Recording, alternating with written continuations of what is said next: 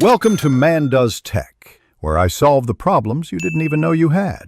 You begin by ensuring your calendar data is safe and synced to iCloud so nothing vanishes during edits.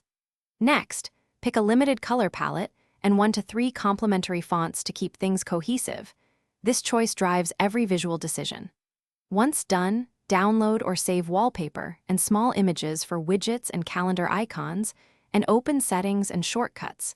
These are the tools you'll use right away to apply replacements and automate aesthetic touches. You now build widgets and icons with shortcuts and a simple image editor.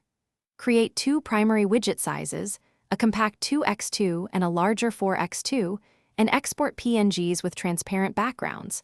Match palette colors and set subtle opacity for legibility. Then make shortcuts that open specific calendars and assign your custom PNGs as home screen icons. Meanwhile, adjust each calendar's built-in color to mirror the icon hues, so app listings and widgets read as one unified design. You finish by applying your wallpaper, arranging widgets, and removing extraneous home screen icons so focus stays on the calendar. Make sure each shortcut opens the correct calendar and that new events sync across devices. Create a test event to verify.